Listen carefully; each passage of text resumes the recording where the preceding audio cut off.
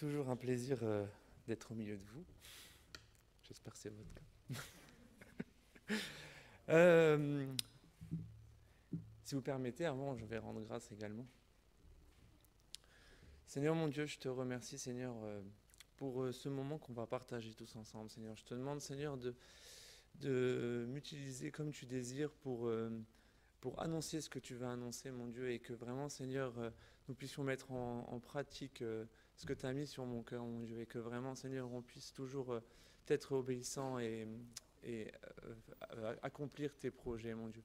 Je te prie pour nous tous qui sommes présents ce soir, mon Dieu, que vraiment tu puisses particulièrement toucher les cœurs et qu'on puisse ressortir de ce lieu, pas comme on est rentré, mais béni et encouragé pour aller tous les jours de l'avant avec toi. Au nom puissant de Jésus. Amen. Amen. Alors, ce soir, je vais vous parler de quelque chose qu'on parle souvent, je pense, dans les églises. On parle très très souvent de ça. Et je me suis dit, c'est vrai que on en parle, mais est-ce que je le mets souvent en pratique? Et ce soir, je vais vous parler de rendre grâce. C'est quelque chose que je pense, peut-être on fait naturellement, bêtement, mais des fois, pour ma part, je ne le fais pas assez. Et je me suis rendu compte en fait que ça m'a travaillé cette semaine, la semaine dernière, et je me suis dit, tiens Seigneur, je vais parler de ça. Donc, qu'est-ce que ça veut dire rendre grâce? Déjà, qu'est-ce que c'est que la grâce? Donc j'étais quand même chercher la définition sur le dictionnaire, parce que j'aime bien à chaque fois regarder un peu le dictionnaire Larousse, ce qu'il peut nous apporter. Et il y avait deux définitions, et j'ai trouvé ça très intéressant. La première définition, c'est donner grâce à quelqu'un. Et la seconde définition, c'est rendre grâce à quelqu'un. Et donner grâce à quelqu'un, c'est une faveur qu'on accorde librement à quelqu'un. Quand on donne grâce à quelqu'un, c'est que on aime la personne, et parce qu'on l'aime, on va lui donner grâce. Et elle a une difficulté, on a les moyens de l'aider, on va le faire, sans rien attendre en retour. Et rendre grâce, c'est être disposé à faire des faveurs et agréables à quelqu'un. Et voilà, vous êtes en train de me dire, ouais, mais Olivier, je ne comprends pas, qu'est-ce que tu veux me dire? Et on va commencer par le premier point qui dit donner grâce. Et qui, dans la Bible, nous a fait la plus belle grâce qu'on peut avoir? C'est Jésus. Amen. Jésus, il est venu sur terre en tant qu'homme, mourir à la croix, alors qu'on était condamné. On devait mourir, aller en enfer. Et par amour, juste par amour, il n'a pas dit « je te donne grâce, mais en échange, tu me donnes ça ». Non, il nous a vus dans notre misère, il nous a vus vraiment condamnés à mourir dans les feux de l'enfer. Et par amour, il s'est dit non, je ne vais pas les laisser mourir. Et pour ça, il est allé à la croix pour nous. Et ça, c'est une grâce que Dieu nous a donnée. C'est là, c'est dans mon premier point. Et dans mon deuxième point, c'est rendre grâce. Est-ce que je pense qu'aujourd'hui, n'importe quel d'entre nous n'aurait jamais été capable de faire ce que Jésus a fait pour nous. Je pense que si on n'a pas de... Comment on peut dire ça? Si on n'a pas de... J'ai perdu mon mot. Si on n'a pas d'objectif pour dire, moi je commence à rendre grâce, on en a un. C'est Jésus, il est mort à la croix. Donc pour ça, on doit le rendre grâce. Si on s'est dit, moi j'ai pas besoin de rendre grâce, si. Parce que Jésus pour toi, même si tu ne le connaissais pas, il te connaissait. Il te voyait, il t'a vu dans ta vie quotidienne. Même pour toi qui est peut-être... on va dire pas vraiment bien encore ancré dans le Seigneur, ou même qui est ancré dans Dieu maintenant, il n'a pas fait de différence en fait. Qu'on soit blanc, noir, qu'on soit un caractère difficile ou un caractère doux, qu'on soit riche, pauvre, il est venu pour tout le monde. Il n'y a pas d'exception. Donc ça, c'est la première chose que Dieu nous a donnée. Donc Dieu nous a fait grâce. Et nous, on doit lui rendre grâce. Et pour ça, on va lire plusieurs versets. Le premier verset, c'est Éphésiens 2, chapitres 4 et 5, qui dit « Mais Dieu est riche en compassion, à cause du grand amour dont il nous a aimés, nous qui étions morts en raison de nos fautes, Il nous a rendus à la vie avec Christ. C'est par grâce que vous êtes sauvés. Amen. Ça, c'est un verset qui explique que par grâce, on est sauvé. Il nous a aimés, on est sauvé. On va lire un deuxième verset qui dit, dans Romains 3, le verset 23 et 24, « Tous ont péché et sont privés de la gloire de Dieu, et ils sont gratuitement déclarés justes par sa grâce, par le moyen de la libération qui se trouve en Jésus-Christ. » Donc aujourd'hui, si vous voulez rendre grâce à quelqu'un, la première chose, c'est rendre grâce à Dieu, juste pour son sacrifice à la croix. Mais ça ne s'arrête pas là. Rendre grâce, ça ne s'arrête pas que... Dieu, il va faire une multitude de grâces dans vos vies, et des fois, on ne s'en rend même pas compte. Et j'ai un deuxième comment dit-on on peut déjà rendre grâce à Dieu par rapport au fait qu'il a donné sa vie à la croix, mais on peut aussi rendre grâce parce qu'il nous a fait des promesses. Voilà, c'est ça que je voulais dire. Il nous a fait des promesses, et c'est qu'il nous a promis qu'il serait avec nous chaque jour.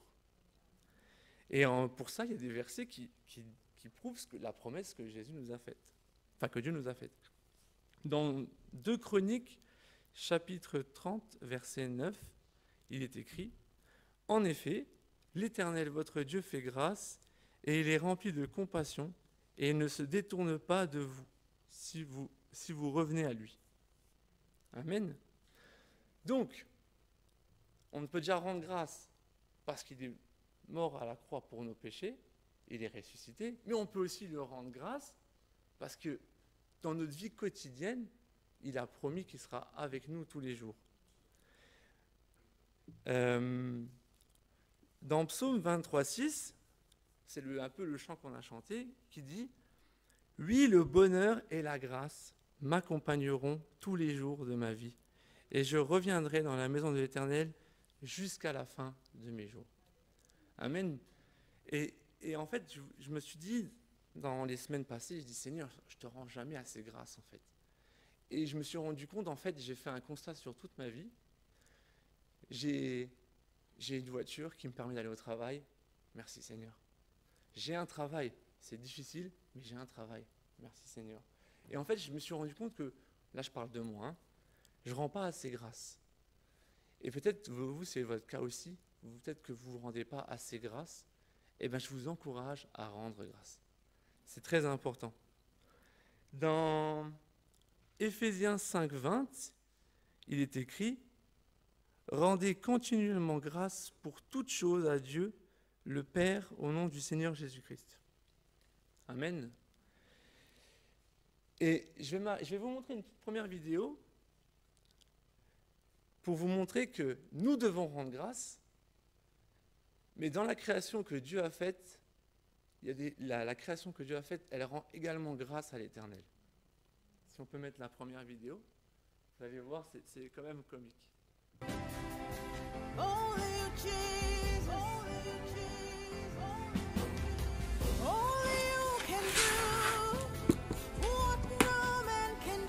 Éternel grand Dieu, je te remets le repas de Coraux entre tes saintes et divines mains.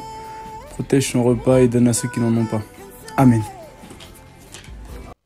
Voilà. Alors, j'ai trouvé cette petite vidéo jolie en fait. Elle est belle parce que les animaux, c'est quand même une création que Dieu a faite. Et même la création, elle rend grâce à Dieu. C'est une vidéo que j'avais vue sur Internet, je m'étais renseigné parce que j'ai contacté ce gars qui fait la vidéo, parce qu'on peut communiquer avec les personnes, et il m'a répondu en me disant qu'en vérité, il nous a vus prier tous les jours à table, et du coup, un jour, il est venu, il a mis la main sur la Bible, et du coup, à chaque fois, il a pris l'habitude de venir avant de manger son petit plat, là, de mettre la main sur la Bible. Alors, c'est pas grand-chose, c'est un petit détail, mais c'est pour dire que si la nature que Dieu a créée, on va dire, on est supérieur à Dieu, il a permis qu'on domine sur les choses de la terre. Si on peut dominer sur les animaux et tout ça, et que déjà que la terre, les animaux, tout ça, entre guillemets, ils remercient Dieu, nous, à quel point on doit remercier Dieu pour tout ce qu'il fait pour notre vie. Amen. Dans 1 Thessaloniciens 5, 18, il est écrit « Rendez grâce en toutes choses, car c'est à votre égard la volonté de Dieu en Jésus-Christ. Et je ne serai pas très long ce soir, hein, je vous le préviens d'avance, je ne serai pas aussi long que la dernière fois, parce que je voulais vraiment insister sur le fait de rendre grâce. Je ne voulais pas rentrer dans énormément de détails, mais je voulais vous donner un petit exemple. Dans ce verset de 1 Thessaloniciens qui dit « Rendez grâce en toutes choses, car c'est à votre égard la volonté de Dieu en Jésus-Christ », je vais vous poser une question. Si demain, vous allez dans une banque, et la banque, elle vous offre 86 400 € par jour, qu'est-ce que vous ferez? Mais il y a deux conditions. Il y a deux conditions. La première condition, c'est que vous devez tout dépenser dans les 24 heures. Et vous n'avez pas le droit de les mettre sur un autre compte. C'est tout dépenser. Et la deuxième condition, c'est que la banque, à n'importe quel moment, elle peut décider, soit demain, soit dans 20 ans, soit dans 30 ans, d'arrêter. Et ça veut dire qu'un jour, vous avez les 86 400 € et vous les dépensez, et de lendemain, la banque, en plein milieu de journée, elle a dit bah, c'est fini, dorénavant, on ne fait plus. Qu'est-ce que vous ferez de ces 86 400 €? Je vous laisse réfléchir. Alors, vous savez que cette banque, elle existe. Elle existe réellement. Il y a une banque qui peut vous donner 86 400 secondes. En fait, dans votre vie, sur 24 heures, vous vivez 86 400 secondes par jour. Et dans ces 86 400 secondes par jour, qu'est-ce que vous faites? Est-ce que vous rendez grâce? Est-ce que vous prenez quelques secondes? Est-ce que vous prenez des minutes? Est-ce que vous prenez du temps pour rendre grâce à Dieu? Amen. Je vous laisse réfléchir sur cette question. Dans Hébreux 13, 5, c'est écrit « Ne vous livrez pas à l'amour de l'argent, contentez-vous de ce que vous avez, car Dieu lui-même a dit « Je ne te délaisserai point et je ne t'abandonnerai point ».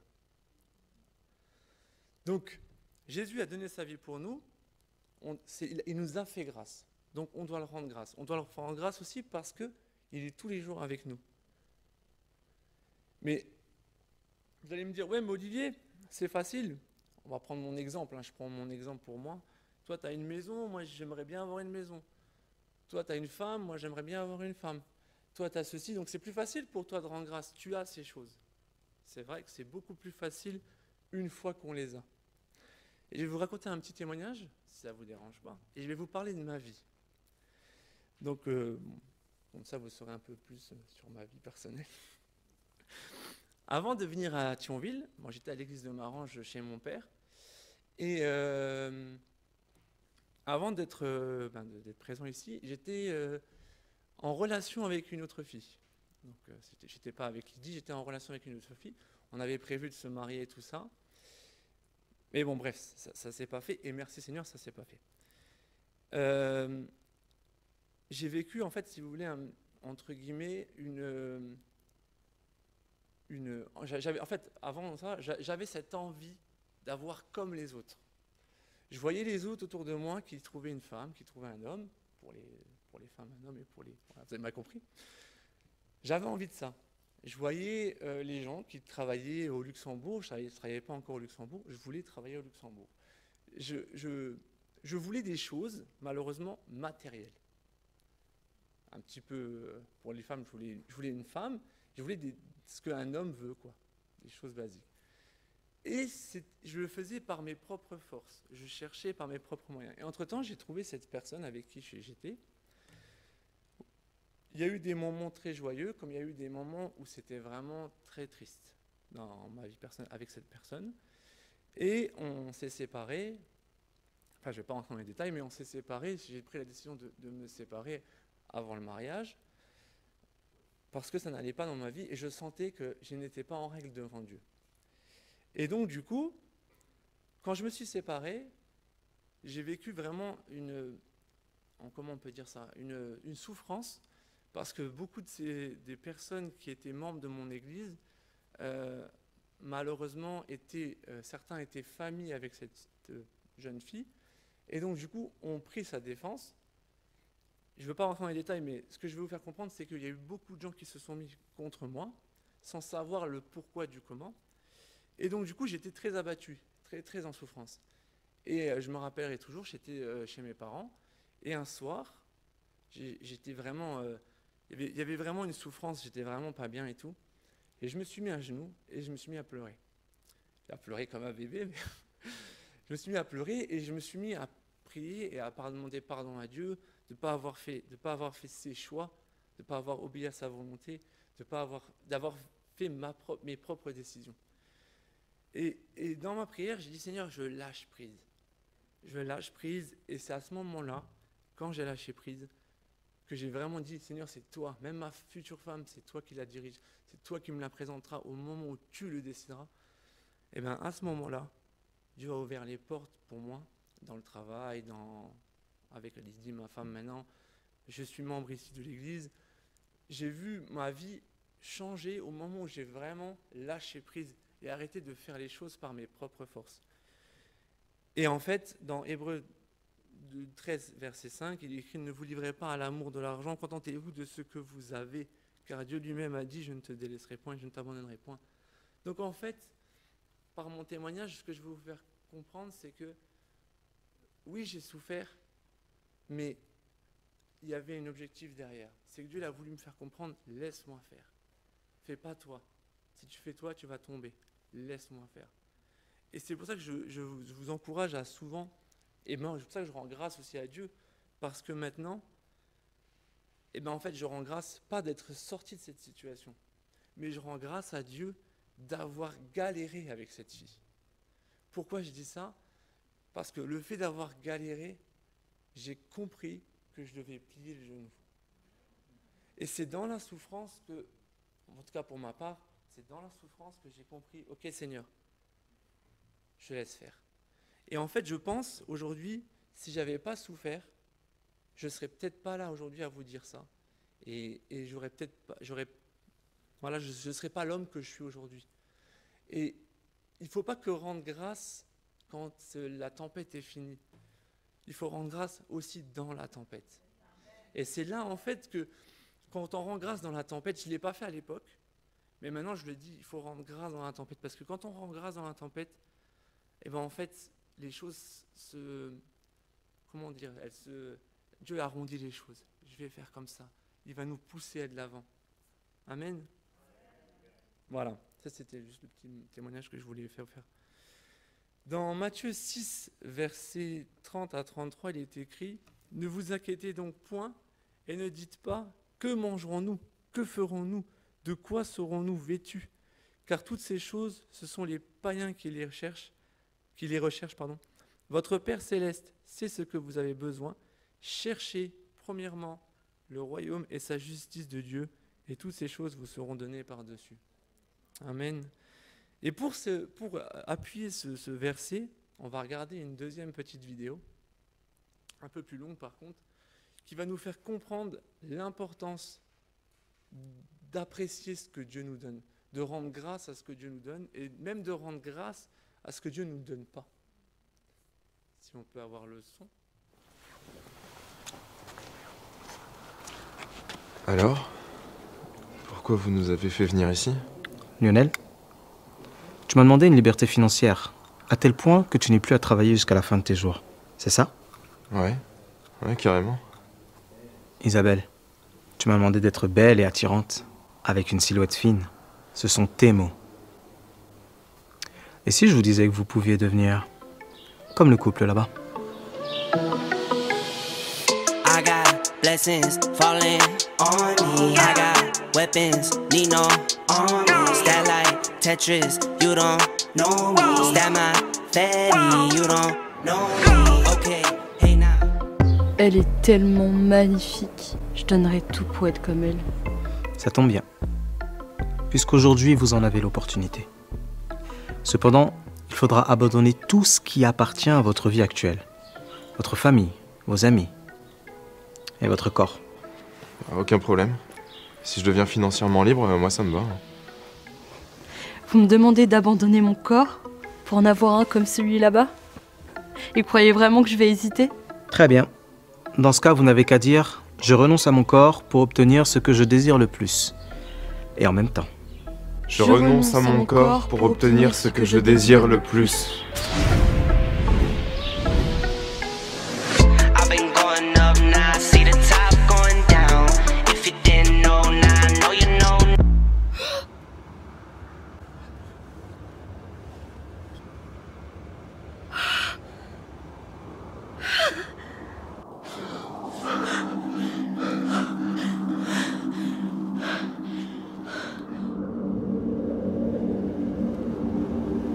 Chauffeur, à la maison. Vite.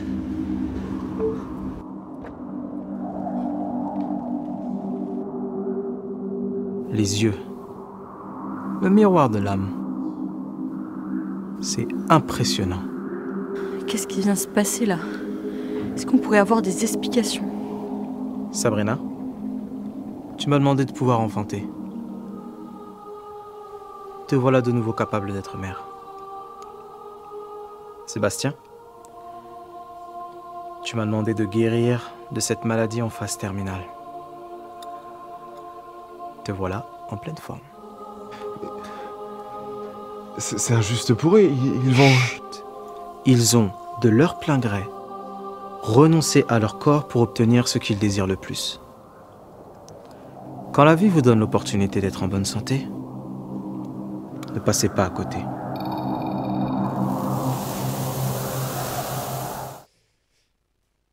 Quel est qu'est-ce qu'on désire le plus? Qu'est-ce que vous désirez le plus? C'est pas une vidéo chrétienne, hein, je vous le dis tout de suite, c'est une vidéo que j'ai trouvée sur internet, parce que j'aime bien chercher des petites vidéos qui accentuent ce que je veux vous faire passer comme message. Mais quelle est dans votre cœur personnel la chose que vous désirez le plus?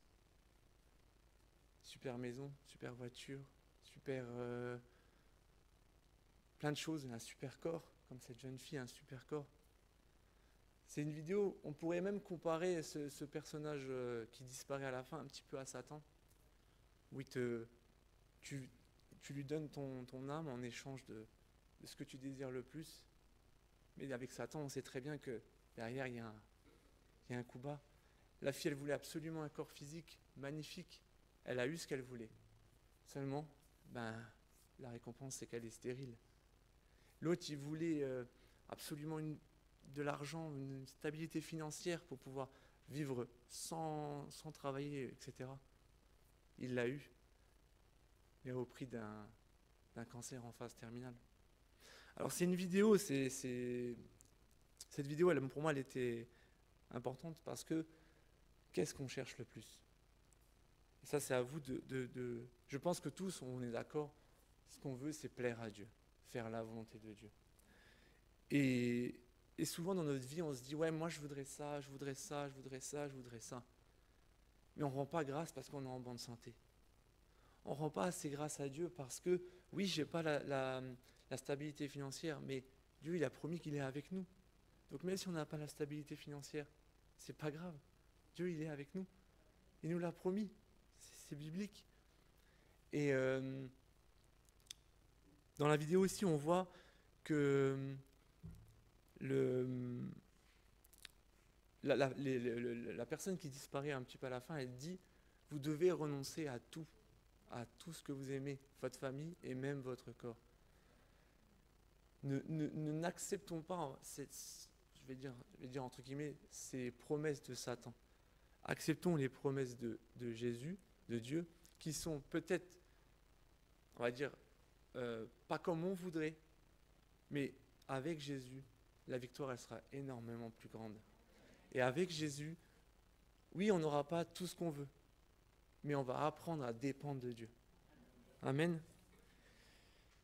Je vais vous lire un dernier verset qui est dans Proverbe 15, verset 16. « Mieux vaut peu avec la crainte de l'Éternel qu'un grand trésor avec le trouble. » Et si tu peux afficher la petite dernière image.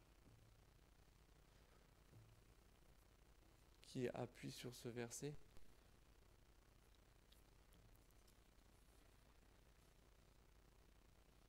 Voilà.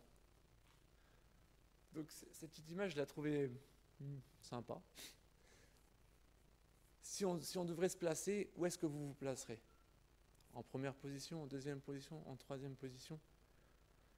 La parole de Dieu, elle dit dans le verset, « Mieux vaut peu avec la crainte de l'Éternel qu'un grand trésor avec le trouble. » Vaut mieux se placer à la troisième position et être content de ce que l'on a, que de se placer à la deuxième ou à la première et toujours vouloir plus, ou alors être à la première et écraser les autres. Et je vais finir juste par une petite morale que j'ai trouvée sur le net, que j'aime bien. Si vous demandez à Dieu, si vous priez à Dieu par exemple d'avoir plus de patience, est-ce que Dieu va vous donner plus de patience ou des motifs pour avoir plus de patience? Vous me suivez jusqu'à là?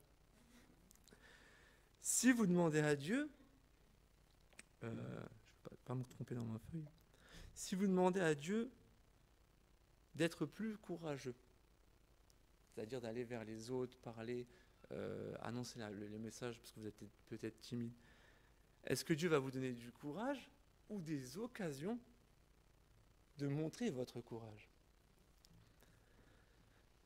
Si vous prenez un exemple, vous priez Dieu, que dans votre vie, il y ait de l'amour, dans votre famille, il y ait de l'amour. Est-ce que Dieu va vous donner dans votre cœur plus d'amour ou des occasions de donner de l'amour à ses proches? Eh bien, pour rendre grâce, c'est pareil. Si vous rendez grâce à Dieu, sincèrement, Dieu vous donnera encore plus et vous pourrez encore plus le rendre grâce. Amen. Je vais terminer par la prière. Je n'ai pas été très long, mais c'était pour moi, l'important, c'était vraiment que c'est important de rendre grâce. Et je voulais simplement vous passer ce message parce que je le sentais dans mon cœur depuis 2 semaines.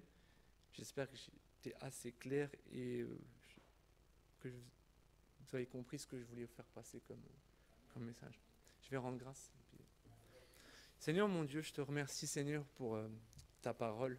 Vraiment Seigneur, merci parce que tu as donné ta vie à la croix pour qu'on puisse avoir à la vie éternelle. Et merci Seigneur parce que tu nous as aimés le premier. Merci Seigneur parce que tu ne nous as pas donné que cette grâce, tu nous as fait encore la promesse que tu seras avec nous chaque jour. Et pour ça Seigneur, nous voulons te rendre grâce, te remercier d'avoir offert ta vie à la croix pour qu'on ait accès à cette vie éternelle. Merci Seigneur parce que tu seras avec nous chaque jour. Aide-nous Seigneur à nous contenter de ce que l'on a et à te faire confiance. Et merci Seigneur pour tout ce que tu nous as déjà donné. Seigneur, aide-nous aussi dans l'épreuve à te rendre grâce et te faire confiance pour aller plus loin avec toi, pour grandir dans notre foi avec toi. Je te prie pour tous mes frères et sœurs qui sont là ce soir, Seigneur, que tu puisses vraiment les aider dans leur vie quotidienne, mon Dieu, à te faire confiance, à te rendre grâce et à aller tous les jours de l'avant. Je te prie pour les malades, Seigneur. Tu vois tous ceux qui sont en souffrance, qui ont besoin de toi, que vraiment là où ils sont, il puisse y avoir la paix dans leur cœur et qu'ils puissent aller jour après jour de l'avant, Seigneur, et s'attendre à toi. Et je te mets encore tout le reste de cette soirée entre tes mains et je te remercie pour tout. À toi soit la gloire, mon Dieu. Amen. Amen.